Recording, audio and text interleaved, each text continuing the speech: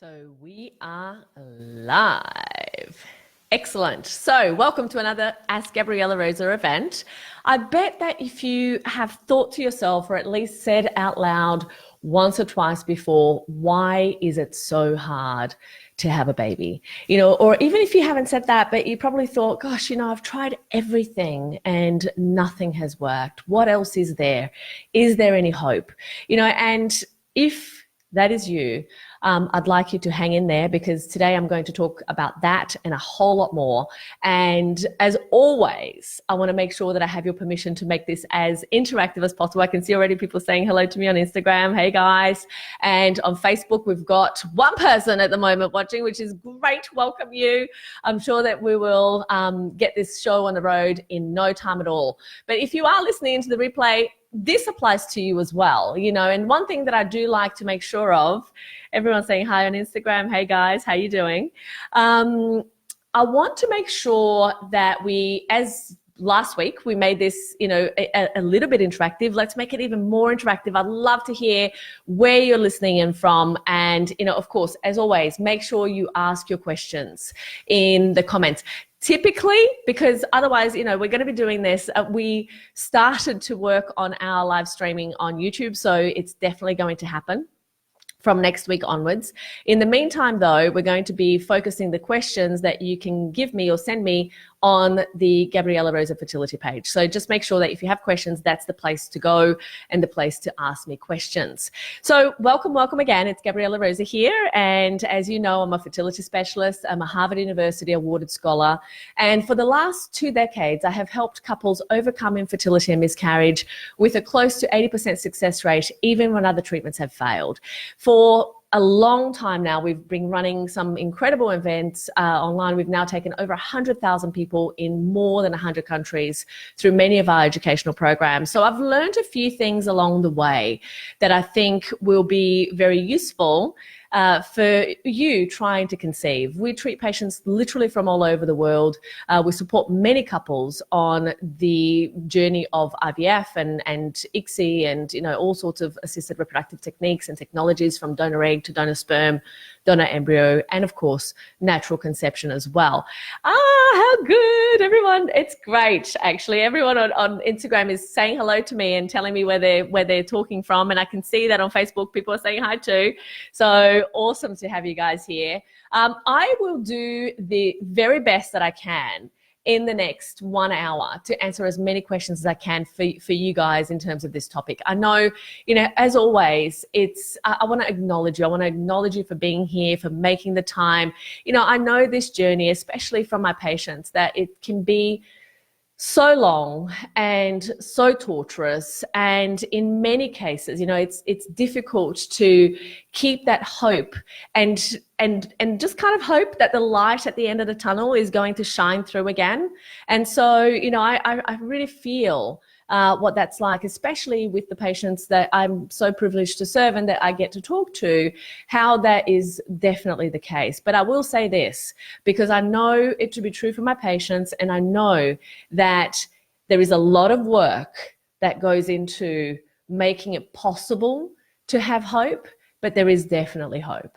You know, the incredible majority of our patients have tried what they felt also is everything and nothing had worked. And yet they, you know, in 80% of cases, they walk away with babies. So I know that there is hope. It is not in any way, shape or form easy, right? It is not something that, you know, to change, to transform a result in terms of fertility in any way that you're going to aim to achieve conception, whether it's naturally or through assisted reproductive techniques. Absolutely, 100%, it's never going to be easy. However, it is possible. And I think that that's really the message that I want to bring for you guys today. And of course, we're going to dive a whole lot deeper into it and what it means and how you can do it, and giving you some tips and pointers that I think are really going to change the way that you see things. So let's get straight into it. I think that's really the next thing that we need to do. Like every other topic, that I'll be covering in the Ask Gabriela Rosa segments, there are So many things that we could be talking about. In fact, last week we talked about egg quality, and I did my best to cover the big ideas, the big concepts that you need to know. And in fact, if you haven't watched that one yet, I would highly recommend you do, because it really gives you context as to the importance of a holistic approach, in terms of improving egg quality, and the importance of the team effort that we talk about as well. So I highly recommend that. But anyway, in terms of this particular topic today, which we're talking about how to improve IVF ICSI success rates or results, right? I'm going to be very ambitious to answer as many questions. I'm going to tackle as much as I can in the next 1 hour. And what I always like to do, I like to actually think, when I'm putting this talk together for you guys, I like to think about, okay, what are the things that I get asked the most, right? What are the things that people ask me all the time that they want to know the answer to? And by all means, feel free to write down any other questions that you may have. But I'm going to just kind of read out some of the questions that I noted down that I think are truly some of the most frequently asked questions. And in this talk, I'm going to share some big ideas, three big ideas that will aim to cover in context and give you the kind of framework that you need to have all of those questions answered. So is that okay? Let's start there. I think that's a good place for us to start, and we'll go from there. Now, in terms, I've got a question. I just went back on the Facebook thread just to make sure that everyone, and I can see lots of people. Hello, guys. Oh, how wonderful. In terms of egg quality and IVF, that's also a question. So let me read the questions and we'll go from there. So before I read out the top questions, I just wanted to do a quick acronym clarification so that we all know what we're talking about in this conversation. So first of all, from here on, I'm going to refer to assisted reproductive techniques or technologies as ART. Okay, just to make that super simple. And ART covers IVF and ICSI. Okay, so IVF, in vitro fertilization, and ICSI is intracytoplasmic sperm injection. But here's the thing with ICSI and the difference between IVF and ICSI that you need to know. So basically, with IVF, you get a petri dish, you get an egg, you put 100,000 sperm, and that is essentially what you let nature do its thing. Okay. With ICSI, a little bit different. What we're doing is we're picking one sperm, and hopefully, the best quality looking sperm, but a human can't really do that. And that's where they use other techniques sometimes to try and figure out what, as I explained in the egg quality seminar last week, an egg and a sperm, they will be attracted to each other by essentially chemical signals, right? And so in IVF, you still are able to have that chemical signaling work because you have the egg and you've got the sperm around it, and the ones that are going to be most attracted to that egg basically are going to be the ones that most complement its genetic material. And that happens in a natural kind of process, right? In nature, inside the womb, the same thing goes on. In IVF, it also happens. In ICSI, it doesn't happen because what we're doing is we're getting an egg and we're getting one sperm that we think, oh yeah, that looks good. Let's insert it into the egg. And so it doesn't actually tell us very much about whether those two are necessarily the best complement for each other in terms of its genetic material. But there are some other consequences and some other issues with that as well. However, in terms of understanding the times in which we would use ICSI or that you'd be recommended ICSI would really very much be the times where there is a sperm quality issue, right? So already if you're having to use ICSI as opposed to IVF, for example, if you go and do an IVF cycle and there is no fertilization, and that happens a couple of times, we're going to assume that there is either a capacitation issue or an inability of the sperm to actually penetrate the egg, right? So in that process, after 1 or 2 cycles, it's probably going to be recommended, or if we already know that the man has a sperm problem, then of course we are going to make sure that we understand exactly what it is that needs to happen, for whether we're going to use ICSI or IVF, okay? But typically ICSI is recommended when there are issues in terms of sperm, and we know that there's either lowered sperm, there's not enough count, the motility, which is the swimming of it, is poor, or the shape is improper and it's not actually able to fertilize the egg. So those are the types of times where ICSI will be mostly applied. Most of the research in terms of the effects on children long term for both of those procedures show that ICSI has a slightly increased risk of abnormalities in terms of development for children, and of course even ability to conceive, but also keeping a healthy pregnancy to term and delivering a healthy baby. There could be some extra issues in terms of ICSI versus IVF to a greater degree. Okay, so ideally, whenever possible, we want to be using, if we need to use ART, we want to be using IVF, but that's a whole nother story, and we'll talk a whole lot more about that as well. So that's your intracytoplasmic sperm injection. I needed to say that one more time to make sure that I'm getting my practice in, you know. The whole ICSI thing is just way too simple. So anyway, with PGS testing is one more thing, one more acronym that I wanted to actually just bring up to you, because we're going to be talking about that when I read the questions. You kind of go, oh, what is PGS? PGS is pre-implantation genetic screening. And of course, there is also diagnosis. If we know that there is a genetic problem, there's going to be a heavier push for doing some extra tests, typically on that embryo, or even doing it in a slightly different way if there is a genetic condition that we need to rule out, as opposed to screening for a genetic condition, although they're typically quite fairly, the same. There's a lot of controversy in terms of PGS, PGD these days. And, the epidemiological research really does not show that overall there is a greater increase in pregnancy rates and the ability to take a pregnancy to term by actually doing it. So, and there's obviously an extra fee, as we know, with PGS, PGD, we've got an extra fee that ranges anywhere from between $3,000 to $7,000 per cycle just to do the testing. So that's where we kind of almost have to question when is it relevant and when is it not?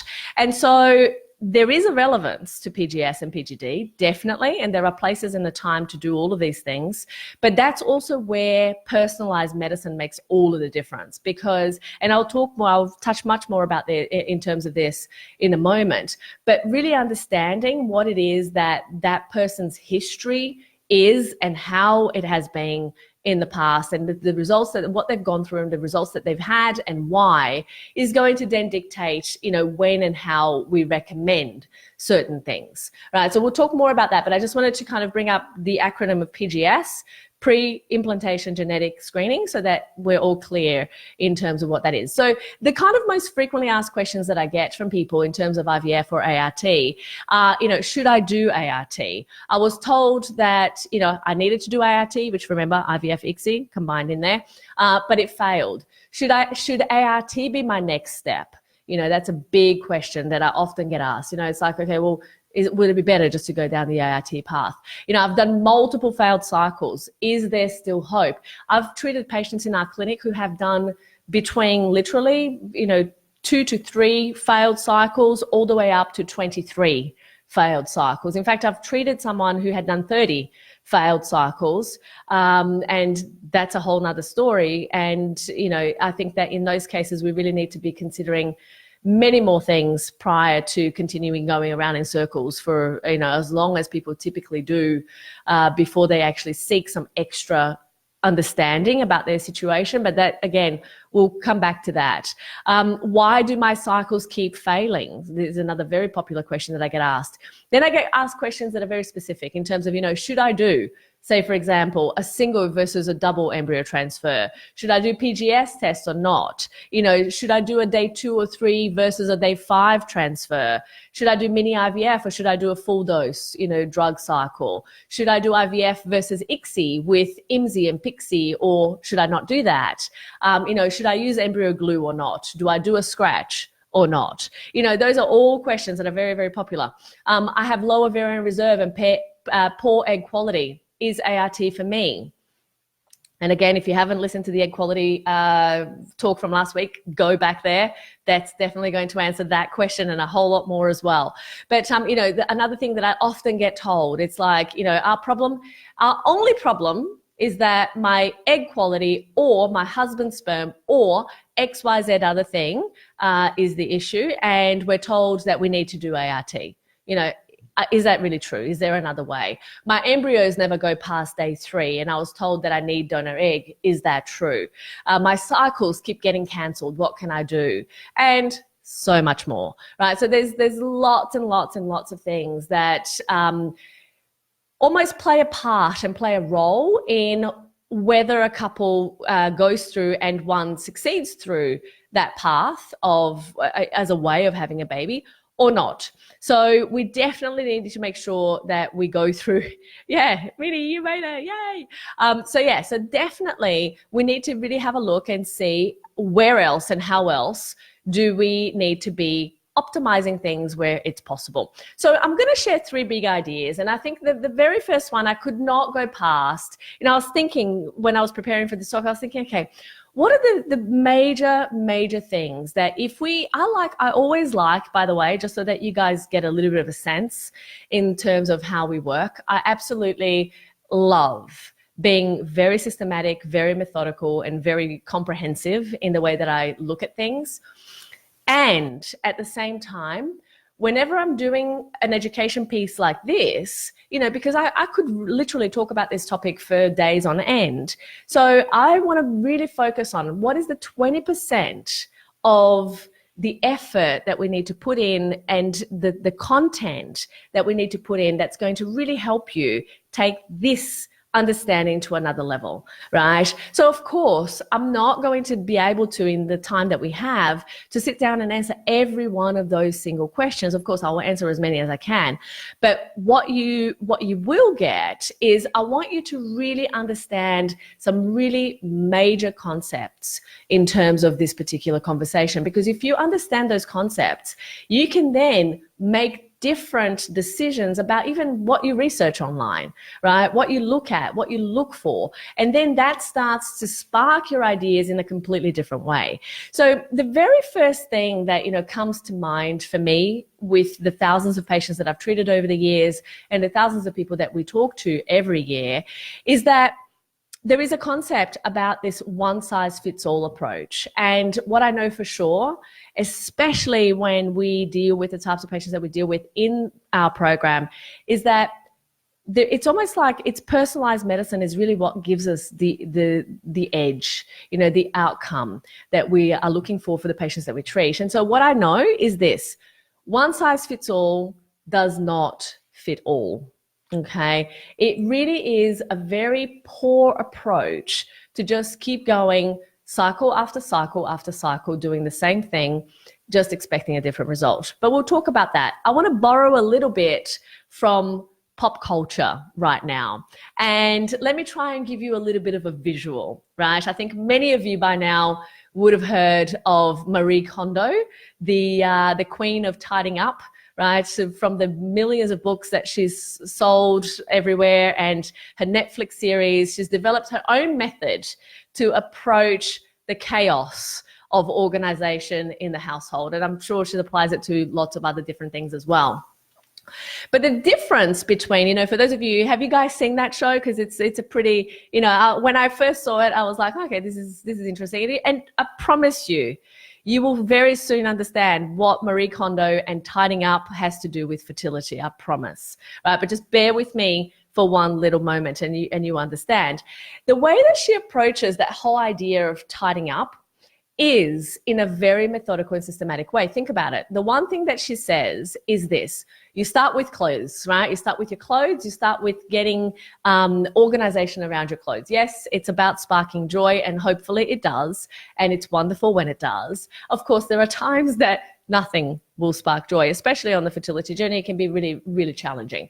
But if we talk about this context of tidying up, the very first thing that Marie Kondo says is that if you're going to tidy up, you're not going to go room by room. You're going to go by category.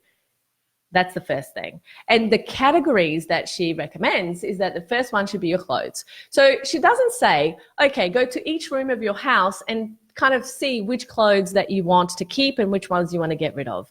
What she actually says is go to every room of your entire house for the entire family and bring all of the clothes for all of those family members into one place. So literally that is the first step. that she takes. She goes and gets every single piece of clothing from the laundry, from the cupboard, from the bed, from the floor, from, you know, the kids' rooms, from the, you know, you name it.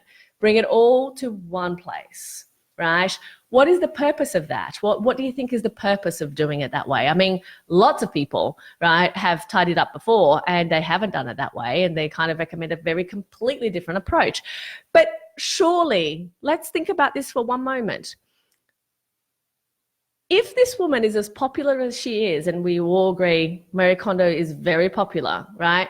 She obviously has hit a nerve in the human psyche somewhere, right? To be able to actually explain and say, hey, hang on a second, there is a different way of approaching this situation that we either have thought about before but thought was a little bit crazy or too much work or too much effort, or it didn't work, but that somehow has caught on, right?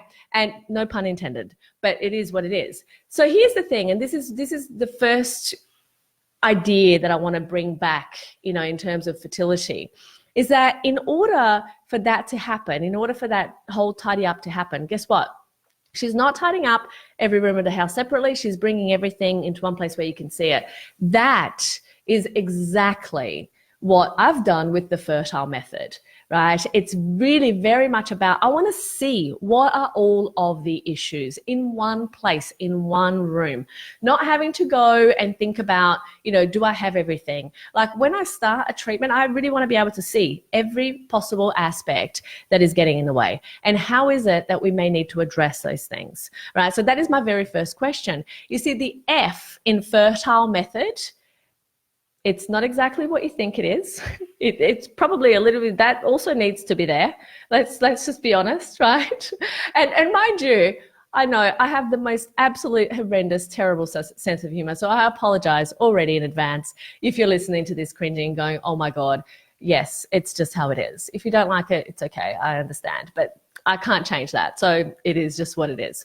So in terms of the F is all about fact find, right? We want to fact find what are all of the issues. That is the very first step. Because unless we understand what we're dealing with, for every permutation of fertility difficulty that people have, right, there is a combination of factors that may need to be put in just the precise kind of order in order to be able to actually get a result or get an outcome. So when we're talking about personalized medicine, that is the number one thing that we need to take into consideration and apply it into this context of how to improve IVF and ICSI success rates or results. Because if we just think that we're going to give the same amount of drugs to the same kind of type of looking woman that has a similar height and a similar weight, and you know, we're just going to get the husband to do his thing in a cup and that's going to be the thing, well then every single person that goes through IVF should actually get pregnant. Because really, think about it, every single time that you get an egg and sperm together, you should have a baby. And no matter what, that is the case, right? If that was the only things that were at play here, if all we needed was to get that mix right and then to get that embryo to develop and mature and do whatever it is that it needed to do, then, well, we've done that job, right? We know we've got the technology to be able to do that. But this is what I was saying, you know, last week in terms of, and I always talk about this, in terms of the fact that you can't hack biology. You need to be able to look at, okay, does this permutation, does this pattern show me that there is something else that I need to look at that perhaps I haven't considered? You know, it's almost like I get people come to me and they say, look, you know, my cycles keep getting cancelled because, you know, every time that I go through a few cycles, I get a polyp, right? It's like, okay, well, that's interesting. So the polyps are stopping, you know, so actually this is a conversation that I had this week. So the ladies go, so the polyps are stopping me from actually being able to have a baby. And I'm like, oh, actually, no. Because I did a full assessment of her situation. I knew exactly the number of obstacles that were present in her case. I knew that there were multiples that needed to be addressed. And the reason as to why the cycles weren't progressing or the cycle wasn't progressing, yes, the polyp, of course, needed to be reviewed and addressed and obviously removed. But that's not the reason. Sometimes on the fertility journey, and this happens very often, particularly in terms of, when IVF is not quite working or ICSI is not quite working, it's like you get given a determination, like, oh, no, you need, it's your eggs, you need donor egg, or no, it's the sperm. The sperm is no good. You're going to need donor sperm, or you're going to need a donor embryo, or whatever it is. But what we actually fail to recognize, in the process of getting to that outcome, to that so-called diagnosis, right? What we fail to recognize is something very important, is that fertility is a chain reaction, right? There are many things that happen upstream that have led to the outcome that we have or don't have right now. Okay, and that is a key concept that we need to understand, because you see, the fact that you may have a polyp, or that you may have, let's see, I've seen a couple of things here. You may have developed some specific, particular concern. Hormones are not quite where they need to be, or the eggs are not maturing enough, or fertilization is not occurring, or they fertilize and they start to develop up until day 3, and then they stop, they arrest. So all of those things, they are almost an outcome, yes, but guess what? They are an outcome, a result of previous things that have happened before that. Right? So as I talk about that fertility chain reaction, up here, upstream, is where we can be doing something about what's going to happen down here. But we think that this is what we see, and we think that we need to fix this. We forget, we almost misunderstand, or even just completely neglect, or don't even know often, that actually the time in which we can make a difference is somewhere upstream over here. And throughout this entire process, there are many other steps that lead us to the outcome. And that, believe it or not, is one thing that most people underestimate when it comes to conceiving, when it comes to overcoming the challenges of infertility, and especially when we are going around in circles. I like to kind of show this diagram. I've created this. In fact, let me see if I can show you guys on Facebook first. Yeah, there you go. You can see it, and you can see it now. So what this is basically, the journey to parenthood. And I talk about the fact that, most of the time, people keep going around in circles, for a long time. And this is what I see for many of the patients that come to see us, when they've failed through multiple cycles of IVF or ICSI or whatever else, they're going down this path. They just keep going around in circles, right? The problem with that is that the longer we have kept, or we keep going around in circles, the longer we are likely to run out of time. So we can't expect that we're going to do one thing downstream, and that is going to be the be all and end all. And if you think about it, really, IVF is acting down here. It's acting downstream, right? ICSI, IVF, and so on. So what happens is that, ART in general, so what happens is that we are wanting a result in this place. We're trying to act from this place downstream, but really, or over here, but really the answer as to why we're needing to act this way downstream over here really is because we haven't addressed all of the other pieces that needed to be addressed. So the first step in any of this is not to treat, right? Even though you go to a GP and you say, hey, I've been trying to conceive for 6 months and I haven't actually had success, or I've been trying to conceive for 12 months and still nothing is happening, and you are handed over a referral for IVF or ICSI or some kind of treatment. The reality is that the questions that need to be asked to understand what else is impacting this downstream of the result of infertility or miscarriage is not being addressed. And if we just think that we're going to operate here, it's a problem. The problem with that is that it takes multiple cycles of IVF in order to actually end up with a baby.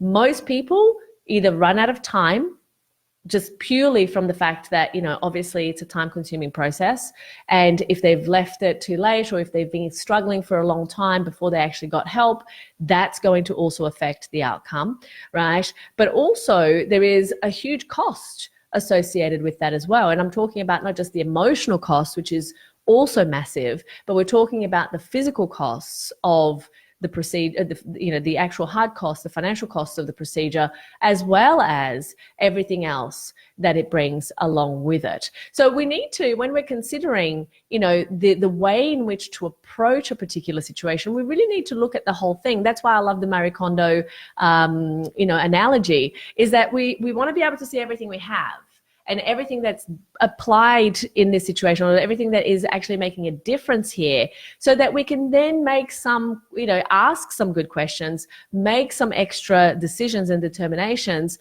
that are going to then yield a different result down here. Right? So that is very, very key. And that is the very first step. In my clinic, before anything else, that is why, like in our program, people can't just join the program. Like, they actually need to go through. The reason that we have a 78.15% success rate in the Natural Fertility Breakthrough Program, which supports people who are going through IVF as well, is precisely because I actually take the time to understand a couple situation, to understand if we can help. Right? There are couples that we can't help, and they're very few, but they exist, right? And typically it's about what it is that they're willing to do or not willing to do. And so therefore I need to actually be able to really understand. I get people to complete a 50-page questionnaire that I actually go through, right? And in going through it, I'm asking all sorts of things, from their previous history of, their fertility, but also their health and their environment, their day-to-day lifestyle, diet, what they're taking, every single test that they've ever had done. I want to actually see, because one of the things that I so very often know for sure, when you go to a GP to have your fertility assessed, there's 3 things that they need to do. 1, check that you're ovulating. 2, check that there is sperm. 3, check that the fallopian tubes are patent or clear. Those are the 3 things. That basically leaves about 30% of people who go through those assessments don't have those problems as their fertility problem. And so they continue to be unclear. That's why so many people, they will go through these assessments. They are told everything is fine, just keep trying. Well, actually, no, everything is not fine. Don't just keep trying. If you've been trying to conceive for more than 2 years, have done lots of different things, have different obstacles that are getting in the way, the answer is not just to keep trying. If you've done multiple failed IVF attempts, the answer is not just to keep trying. It's actually to come back to this place, to this point of personalized understanding of your particular situation, and understanding that one size does not fit all, and that really getting that clarity of knowing exactly what it is in your case. And you see that it doesn't stop there, and that's the problem. People do that first step, which is, the fact find, and they basically go, okay, I know now what all my problems are. But then there are 7 steps to the fertile method for a reason. The second one is educate, right? And the reason for that is that we really need to be able to understand, out of these things that are here, how do we actually address them in the best possible way?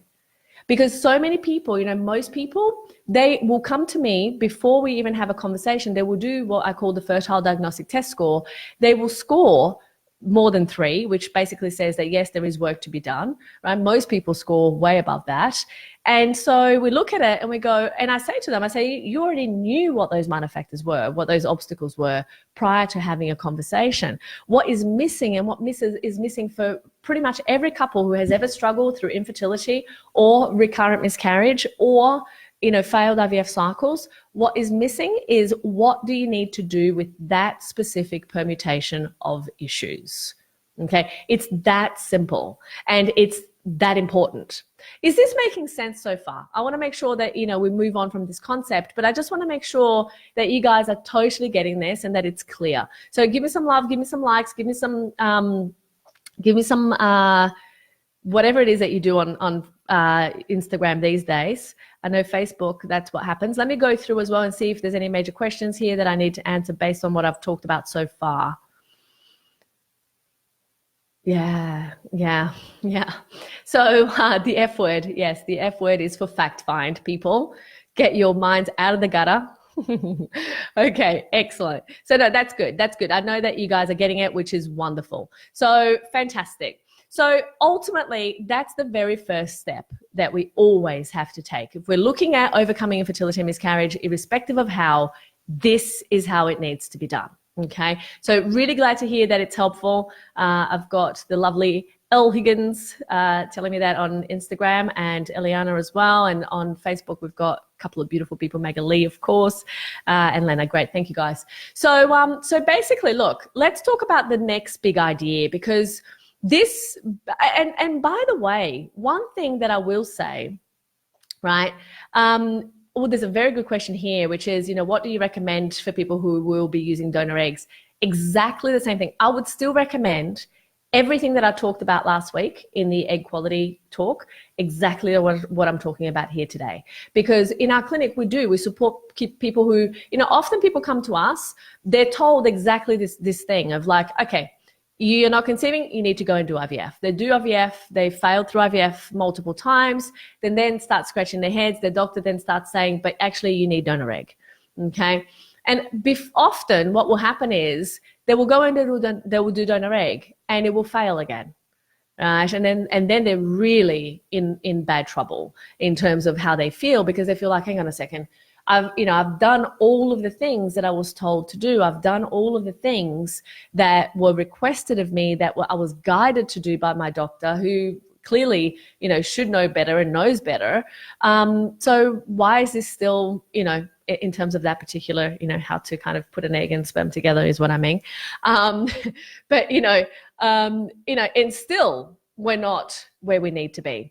So what is that? What's up with that, right? And I get that question literally on a daily basis, okay? And here's the thing. People think, and I'm going to kind of just go backwards to go forwards and come back to this at a moment in time. But I will say this, people think that those obstacles that I was talking about, those obstacles to fertility, can be bypassed. They think that, because they were told by their doctor, just go ahead and do IVF or do donor egg because that's the thing that you need in order to conceive. They want to believe it, right? They want to believe that that is absolutely what it is that they need. And when it fails, they're like, but hang on a second, how can it be? Because I was told this was the way. They thought that bypassing that technology, that, this amazing technology that we have, which it is incredible and it is amazing. I am an absolute fan of IVF and ICSI for the couples who need it, right? Absolutely. We refer our patients where they need it, where we've done every single parts of all of the assessments and we know exactly where the pieces go and where they need to go. And IVF is what they need. We're the first to recommend it. We're the first to go, yes, this is exactly what you need to do now, right? If we feel that they need donor egg, donor sperm, donor embryo, whatever it is, like I am 100% completely agnostic as to how my patients get babies, right? However, I know for sure, because I have the benefit of hindsight and the benefit of seeing thousands of people from all over the world, multiple different types of protocols, multiple different types of clinics. And that is one of the biggest advantages that we have as a clinic, is that we get to see protocols from everywhere, from some of the biggest, most famous clinics around the world, and what hasn't worked and what it is that needs to be done in order that it can, right? And so ultimately, it comes back to that same conversation. People think that they're going to bypass the issues by just applying technology. And you can't bypass minor factors, I'm sorry. If your thyroid function is under par, if you've got hypothyroidism, if your TSH is not below 2.5 milli international units per litre, you are going to have a decreased chance of taking home a healthy baby. It is that categorical and it's that simple. It's the one thing that gets screened for the least when it comes to fertility. In fact, in my new book that's coming out, Fertility Breakthrough, which I'll have a big announcement about it at the end of this talk today, what you need, one of the things that happens the absolute most is that people either don't get screened at all, or they get screened and nothing gets done when a result is delivered above 2.5. And we know from epidemiological research, big, congregation of studies, that is a big problem, doesn't get addressed, right? So, and often it doesn't even get tested. So it's really about ensuring that we've got every piece covered. And sometimes it's about doing a little bit of a reset, taking the time to do it properly, like Marie Kondo recommends, right? Get every piece of clothing from everywhere around the house and just sort through it. Does it bring joy, right? Is her question. Our question is a little bit different. It's like, okay, what else do we need to know, right? How else is this impacting this couple? But really, at the end of the day, the result is the same. The outcome that we're looking for is the same, right? It's a perfectly systematized, methodical process that is comprehensive, that's going to give us answers, the answers that we're looking for, the answers that we need in order to be able to have a different result. That is what it comes down to, right? So in terms of that, it's so important to be able to take all of this in and take it into consideration, because if I was treating 100 patients, right, the framework that I would be using in every single one of those situations would be the same. The framework, the things that I would want to look out for, ask, cover off, tick, would be the same. The permutations of treatment within each one of those individuals is going to be incredibly different, depending on what it is that, the permutation of minor factors or scenarios that I'm actually being dealt with. Someone who basically, might have a slightly elevated FSH with low sperm morphology and, thyroid problems, I'm going to treat in a very different way to someone who has a normal FSH and, an increased AMH and has insulin resistance, and the husband has DNA fragmentation coming out my ears, right? So basically, those situations are going to be, they may require the same framework for assessments. They may require the same level of deep understanding about what the issues are, but they will require very different advice, very different treatment. And what happens in general is that every single patient that appears or shows up at a GP and says, I have been trying to conceive and I can't, they'll be given the same recommendation. And every patient who shows up to an IVF specialist office will also be given very much the same recommendation, which is, okay, this is the day that your cycle starts, best of luck. And mind you, that changes, different clinics around the world, different doctors, all of that. That's granted, absolutely. But for the most part, it's a very set way of dealing with this problem, which is not really ideal, okay? So that's one thing that I think we need to really be very clear about. Then, of course, my second big idea is the importance of clearing up your act, right? It's absolutely paramount. If we're looking at how you can optimize your chances of conception, it makes absolutely no sense to keep things within your day-to-day lifestyle, environment, choices, you name it, whatever it is, right? To things that are known to negatively impact your ability to be as healthy as you can be. Okay. As I said before, IVF is an absolute miracle of modern technology, modern medicine, and it is amazing. However, it is part of a healthcare system, right? And without making this discussion very political, which, we don't have all day to do that, and I'll refrain from doing so in the precious time that we have together, many couples are herded down the IVF path just because that's how the healthcare system works, right? And so let's consider, a different example. Let's consider smoking for a moment, okay? And I think that this is a really good kind of analogy because it gives us a bit of an understanding. And by the way, smoking is one thing that I will say, if you are trying to conceive, if you have had failed IVF cycles, you or your partner smoke, you must quit immediately. If you're trying to conceive without success, even if you haven't done IVF or even if you're perhaps considering it, just even remotely, you must quit immediately, right? Because if you don't, you are dramatically, and I mean dramatically, negatively impacting your chances of ever taking home a baby, all right? Let alone a healthy one. Okay, so it's just definitely, those two things are mutually exclusive, right? Parents who smoke and a healthy baby. It's just how it is. I'm sorry to be the bearer of bad news, but that is just how it is. In fact, it's such an important topic that we've created in our practice, we've created an infographic that's specific about this. One of the things that I'm doing for these Ask Gabriela Rosa events, I've actually started to our team is starting to put a catalog together. So we're going to do kind of like, almost like the show notes that you see in podcasts, so that I'll link you guys I'll put it with the video probably next week, but I'll link it for you guys with the things that I've talked about and the resources that are available to make it easier for you to be able to actually follow these things that I'm going to be sharing. But right now, if you go to naturalfertilitybreakthrough.com, which is our website, naturalfertilitybreakthrough.com, and you just put in the search bar infographics, you'll be able to see the one about smoking. And it's an amazing piece of work that our team has produced, really talking about all of the dangers of smoking and fertility. One of the things that you need to know is that if you smoke, even if your partner is the one who's going to be carrying the baby, you are negatively impacting her egg quality, and it increases a woman's actually decreases a woman's time to menopause by up to 5 years.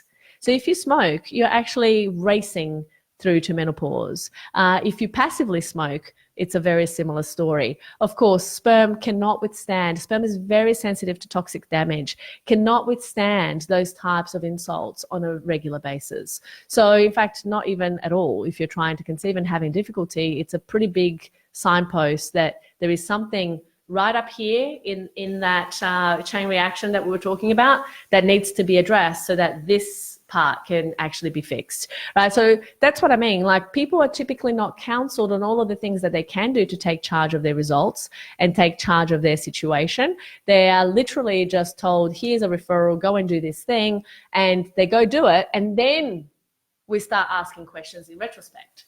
It's like, oh, okay, so you've done 10 failed IVF cycles.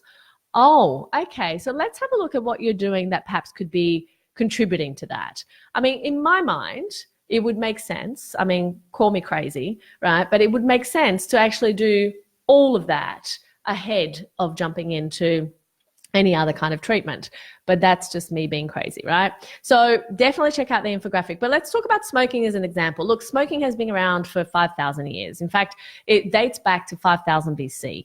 In the 1920s, the increased risk because of increased life expectancy, we started to see that the negative impact of smoking actually became a lot more noticeable, right? But in 1953, tobacco industry already knew categorically that cigarette smoking was hazardous to human health. Okay, that was known, absolute.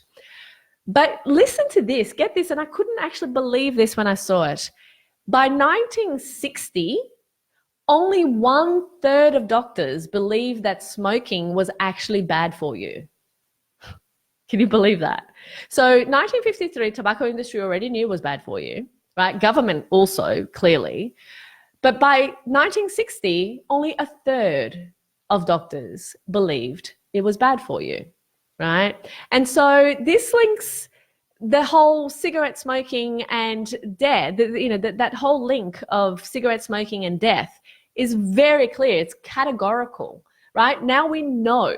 We now absolutely know, in 2019, we absolutely know that smoking causes death. It causes a whole lot of disease, right? Including impotence, infertility, miscarriage, you name it, and death, right? Categorically, we know this. Millions of dollars are spent on health promotion campaigns around the world to get people to quit smoking. That is just the truth. That is just how it is. So tell me this, why are cigarettes still being sold in every corner worldwide, right? So we know it's bad for us. The government knows it's bad for us. Doctors know it's bad for us. The people who produce it know it's bad for us. Everyone talks about the fact that it's bad for us, but it's still being sold, right? So here's the long and short of it.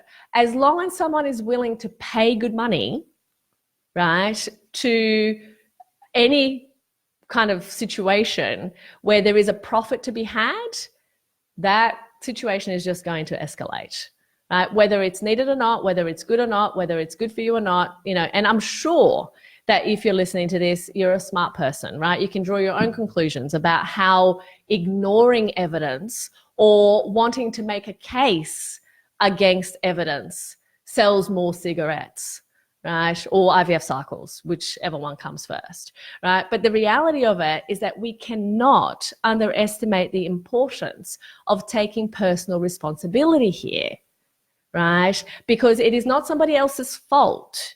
In fact, in many cases, it's actually, there are many factors that are involved. It's nobody's fault per se that, a couple is struggling. It's not a woman's fault. It's not a man's fault, but it's also not the government's fault or your doctor's fault or, somebody else's fault that, you can be doing more. Okay. So let's just be honest with ourselves. Let's just be really, prepared 100% to take full responsibility for the types of things that we do in our day to day and how they either take us closer to the outcome of having a baby and obviously the outcome that we're looking for, or further away from that outcome. And I'm talking about, I gave cigarette smoking as an example, but really what I'm talking about here is much broader and much grander, right? It's about every single aspect of the things that you can actually do something about, right? It's about you going, right, what is it that I need to put in place, that I need to learn, that I need to do, that I need to implement? How else? Who else? What else? It's asking those questions, because one thing I know for sure, my patients, oh my goodness, they will go, they will do whatever it takes, right? They're ready to just ask all of those questions and more, and let us hold their hand to really kind of break down every single one of those barriers to get to the ultimate outcome, which is the healthiest possible version of yourself, right? That ultimately, if we boil it all down, right, that ultimately you and your partner being the absolute best version of yourselves is exactly how you improve your ART results, right? It's that categorical. It is that categorical. But we think that, surely it can't be that simple. Surely it can't be that easy. No, it's not easy. It's not easy. But it is simple, right? It's a simple concept. And I talk about this all the time. It's about acting pregnant now to get pregnant later. Right now within you, man or woman, you have 50% of that little baby that you want to create. 50% of that little baby is already there. The health of your child will be the lowest common denominator of your health at the time of conception. What we know is that it takes 8 months for those cells to really mature and become what it is that they need to become. Right? And therefore, we know, and I'm not talking about the 8 months of pregnancy here, I'm talking about the 8 months that it takes for the egg to mature, right? The sperm is a little bit shorter than that, but really, we're looking at the fact that we need to improve and optimize every aspect of what it is that we're doing in terms of our health if we want to have a different result in terms of IVF. And be very careful with what you do and who you listen to in that process, because there's a lot of garbage out there.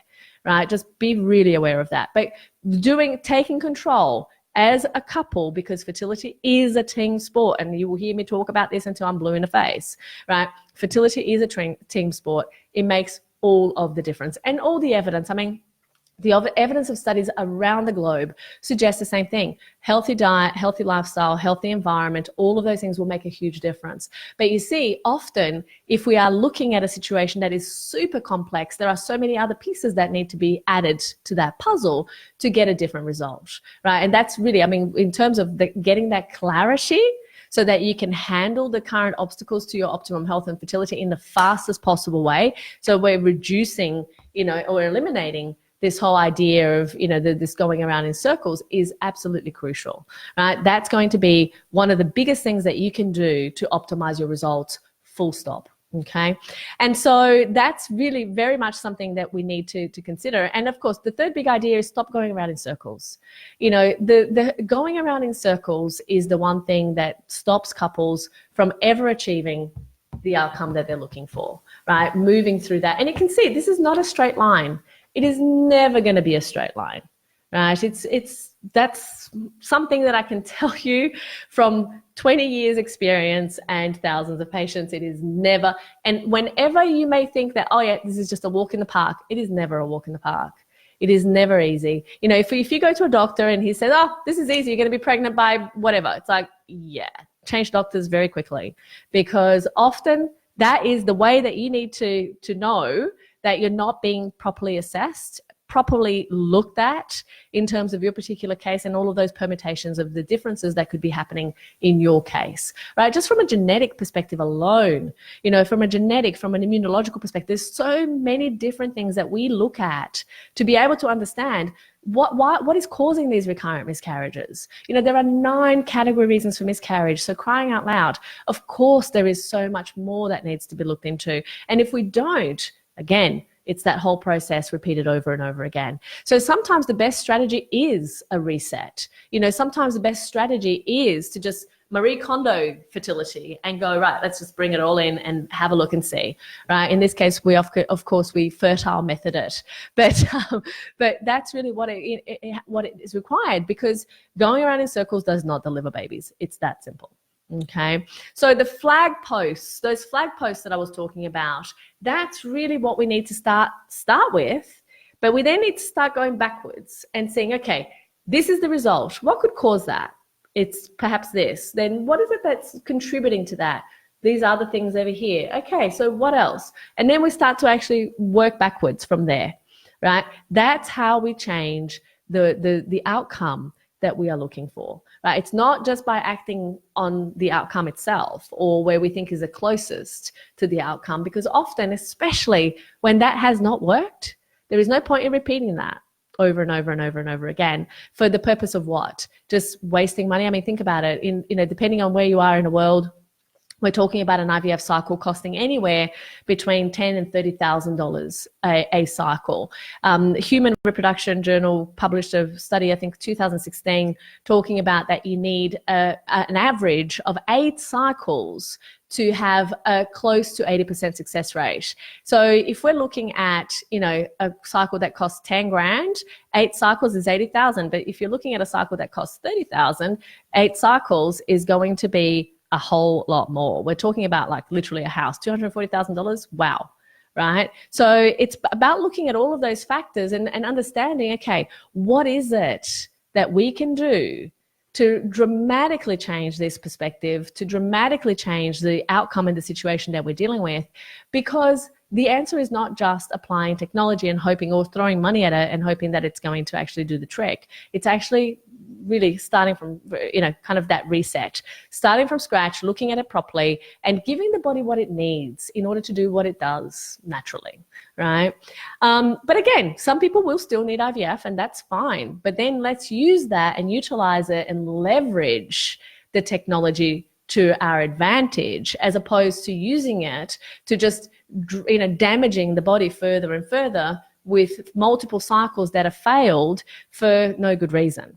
Right. So I think that that's really the key concept here. It's actually being able to focus on a comprehensive, systematic, methodical approach that's going to address all of those factors and prepare that framework and that base to have the best possible outcome. And that very much is, by the way, where our team can help, right? So if you ever, as I said before, we won't offer a place in our program unless we actually know that we can help.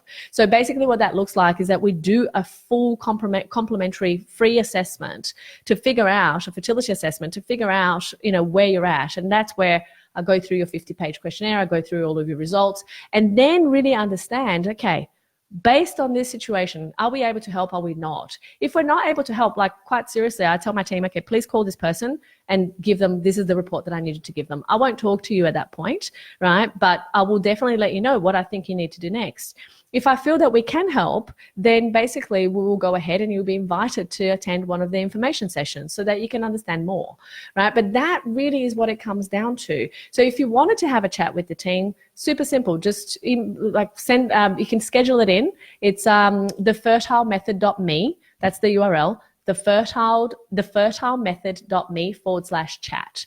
Okay, so go ahead and schedule that and have a conversation. I mean, you have absolutely, really, no matter what, you're going to get some recommendations of what could help you. And if it will cost you nothing other than your time. So you might as well do that because you have everything to gain in understanding more about what's getting in the way for you. I mean, it's just an obvious, right? So definitely that's something that I would absolutely recommend. Okay, so very well. let's talk about questions. I know that I keep doing this. My time on Instagram is practically over. If you are on Instagram, I won't start the video again because then this video will be lost. But I will continue this on Facebook. I have the announcement that I'm making right now, which is a pre-order. You'll be able to pre-order the newest book coming out at the end of this month.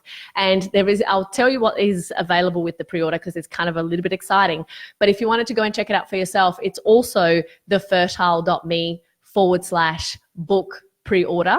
It's live now, so you can go and do your pre-order. Oh my God. So go ahead and check out thefertile.me/book pre-order because on Instagram, I'm going to finish this right now and just quickly tell you a little bit about, I'll answer questions, of course, and tell you a little bit about what's going to be available with the pre-order as well. So if you guys here on Instagram, feel free to join me on Facebook. And for you guys on Facebook, you're totally in the right place at the right time. So big love to Instagram. I'll see you guys later. All right, so I think Instagram is good and they will have that. So let's talk about the questions. Feel free, please put them on the chat. But do you guys want to hear more about the new book? I know that yesterday or the day before, I actually posted on our challenge Facebook group we're doing a draw to win 10 copies. In fact, you know what? Here's what I'm going to do. I'm going to do a draw for you guys as well. We'll give away another 10 copies. And the people who have entered it already on the Fertility Challenge group, don't enter here again because you won't go into the draw twice, right? But for you guys who are here and are listening into this live, I'm going to do 10 books as well. So you guys, if you just put into the comments, would you like a free copy? Would you like to enter the draw to win a free copy of a signed free copy, by the way, and you get full access to the VIP Facebook group that we're doing that only people who have the book are actually going to be able to participate in. So yeah, it's a little bit exciting. So you guys will actually have that chance too.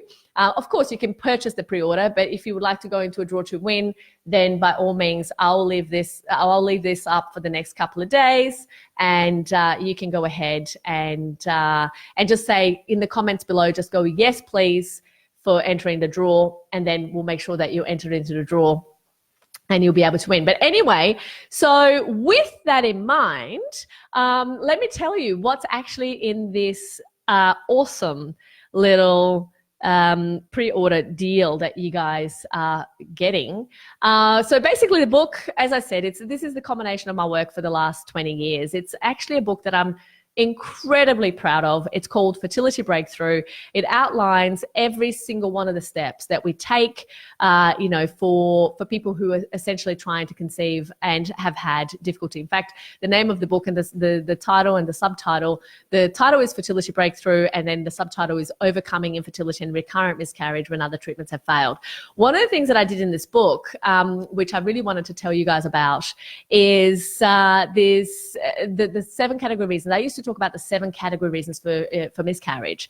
I actually, in writing the book, realized that there were 2 extra ones that I added, and they are clearly outlined and very well detailed in the book. So if your issue is not necessarily conceiving, but keeping a healthy pregnancy to term, then this is also going to be fantastic for you. Okay. So the people who basically purchase the pre-order, of course, the book later will be available at the end of this month. The book will be available on Amazon, and it will be available on Kindle, and as well as the physical copy. But this particular thing here is for a pre-order for the physical copy of the book that is going to be shipped from us here in the clinic, personalized and signed by me, of course, for you. You will also get a personalized signed copy of the book, and you will also get a VIP guest access to the Fertility Breakthrough book private Facebook group. And there will be a Facebook group that will be done purely, and you have to obviously prove that you have either purchased the book or have received a book from us to be able to access and enter into that group. That's going to be where I'll share a whole lot more content that you will not have had, access to anywhere else. And of course, you will also, by having the book and by getting your pre-order, you will have access to the book portal that we have created with special content that's not featured anywhere else. So this is your chance. The URL for this, as I said before, is thefertile.me. So thefertile.me/book pre-order. Go ahead and do your pre-order. The book is, this is in Australian dollars, it's $29.99 and $12 postage and handling worldwide. Okay, so no matter where you are in the world, that's essentially available to you and you can purchase it on the website. In fact, right now, it's live. I haven't actually announced it anywhere else. So you guys are definitely. Oh, look at Teresa. Teresa has done a pre-order. Yay! So this is definitely going to be, and actually in the book, in Fertility Breakthrough, I go through in detail. Lots of people have been asking about thyroid. There's actually a whole section that I go through regarding thyroid, what tests you should have, what it is that you need to know, so this book is definitely, for those of you who are interested in that, definitely something to look into. So go ahead, put in, those of you who want to enter the draw, go ahead and put it, yes please, in the comments, even after this video is no longer live, because definitely we're going to, be looking at this for a few days still. So go ahead and just pop in there, yes please, and the team will just keep adding people, to the draw. So go ahead, if this is up your alley, by all means, let us know. And I think that's about it. I mean, obviously, if you have any other specific questions, by all means, ask it. I'll be happy to answer. But really, the number one idea, the number one thing that I want you to leave this session with today is that yes, there is hope. There is work. There is work. There is a lot that needs to be done, but there is absolutely hope. And I would really, if nothing else, I would highly suggest, highly recommend that you do have a chat with my team, because if nothing else, you will be able to have put in place and together all of the information that you need to understand, and we will educate you further through that process as well of the fertility alignment, of the fertility assessment. We actually will educate you further on the things that you need to understand that can help you on your journey. So this is not about, just joining the program. In fact, you can't just join. You have to be offered a spot. But ultimately, it's about you understanding more about what can help you. And that is my absolute true passion in this world. So helping you to understand, helping you take charge and transform your results. And I know you can. I know that because I have treated literally thousands of patients with incredible success in being able to take home beautiful, healthy babies when everything else had failed. And I know that it is very possible that the same can happen for you. We just need to put in the effort, put in the work, and look at what are the possibilities, what are the things that perhaps need to be added to the equation to make that happen. And, the rest is typically a crying baby at some point down the track. And I really do wish that for you. A happy baby. But, sometimes they cry too. All right, my darlings. I hope that helps. And do, by all means, I'll do my best to keep coming back here and answering questions if I see that there's new questions popping up. But reach out to us. I look forward to connecting with you. And until next time, next week, bye for now. Next week, we are actually talking about, can you believe that I actually forgot what our topic for next week is? Let me see if I can very quickly. This is all hosted in the Gabriela Rosa Fertility page. So that's something, if you're ever unsure or unclear about what is the next topic, this happens every Friday, right, at 10 a.m. Sydney time. But if you're ever unsure about what the topic is, just hover. Next week, I knew I wanted to talk about this. I have been wanting to talk about this for so long. I'm going to be talking about the MTHFR gene and infertility and miscarriage. So join me if you have not heard of MTHFR, if you have heard of MTHFR, if you think you know how to treat MTHFR, join me. All right. I think that will bring some new considerations to the table that could be helpful. So lots of love. Bye for now.